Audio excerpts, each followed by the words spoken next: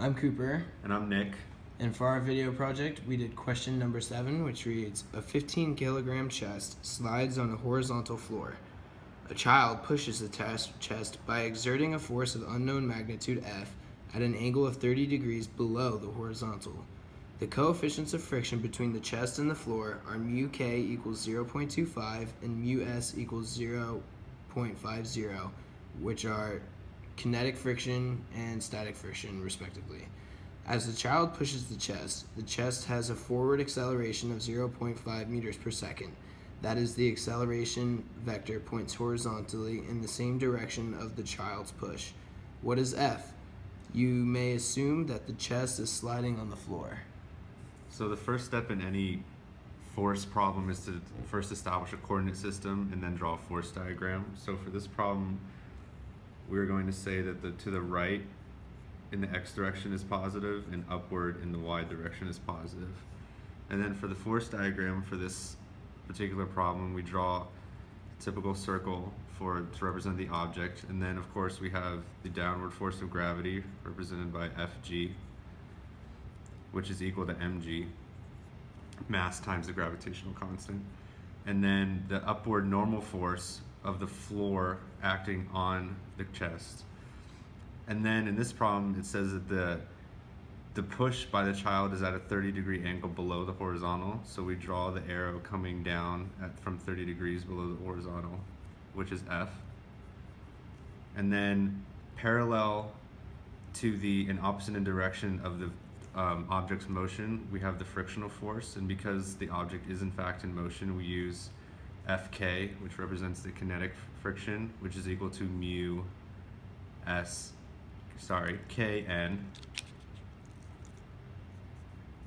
where N is a normal force.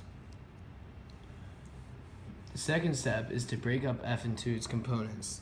This can be done by drawing a triangle with 30 degrees as the theta, where F, the force of the child on the chest, is the hypotenuse, and the I unit vector is the adjacent, and J unit vector is opposite.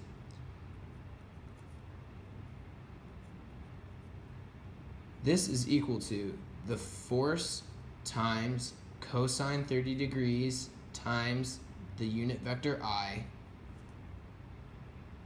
minus the force times sine 30 degrees times the unit vector J, and the units are in newtons. After breaking the force F into components, we can apply Newton's second law in both x and y dimensions. In the x direction, we can set the x net force is equal to mass times acceleration, which is also equal to F times the cosine of 30, which is the x component of the push force by the child, as we established earlier, minus mu Kn, which is representative of the kinetic frictional force, where N is equal to the normal force. In the y dimension, we can do the same, having EFy is equal to mass times acceleration, where N, the normal force, minus F sine of 30, the y component of the push force, minus the force of gravity, mass times the gravitational constant of 9.8 meters per second squared.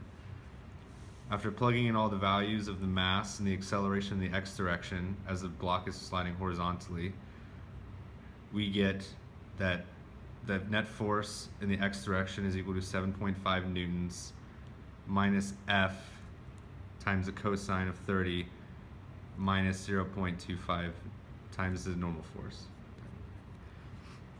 In the y dimension, because the block is sliding horizontally and is not moving up or down, we can set the net force in the y dimension is equal to 0. Therefore, when plugging in the remaining values, we get that the net force in the y direction is equal to the normal force minus the y component of the pushing force minus the gravitational force of 147 newtons. Not having been given enough information to solve for all the unknowns, specifically the normal force, step 4 is to solve both net force equations in terms of for F in terms of N being the normal force. Both net force equations can be broken down into their x and y components. the net force in the x direction is equal to 7.5 newtons, which is equal to cosine 30 minus 0.25 times the normal force. In the y, the net force is equal to 0, which is equal to the normal force minus the force of the push times sine 30 minus 147 newtons, where 147 newtons was determined to be was solved for in the third step. In the x direction, the result is F equals 7.5 newtons plus 0.25 times the normal force divided by cosine of 30 equals F. In the y direction, we solve for F as the normal force minus 147 newtons divided by sine of 30.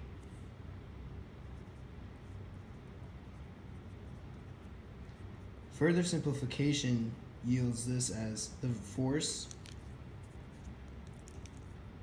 of the child on the chest is equal to 2 times the normal force minus 294, and the net force in the x direction yields us as an equation of force equals 8.66 plus 0.29 times the normal force.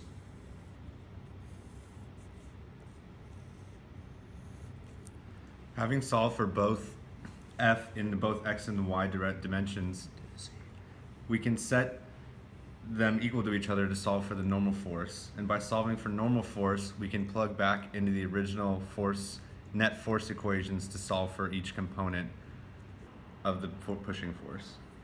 Therefore, when solving for the normal force on the object, further simplification yields that 303 approximately is equal to 1.71 times the normal force. Therefore, the normal force acting on the object is equal to 177 newtons. Now, having the normal force, we can plug that value back into the net force equation and solve for each component of F in both the x direction and y direction.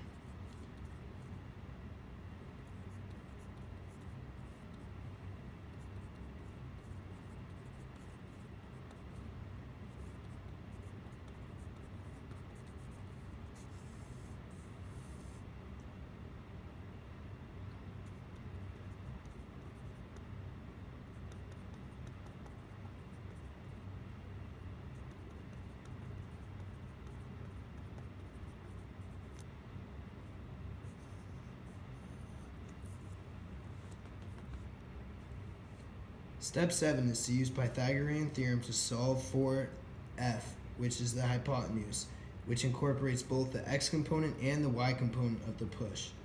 In order to do this, you use Pythagorean theorem, and the end result is 59.7 newtons.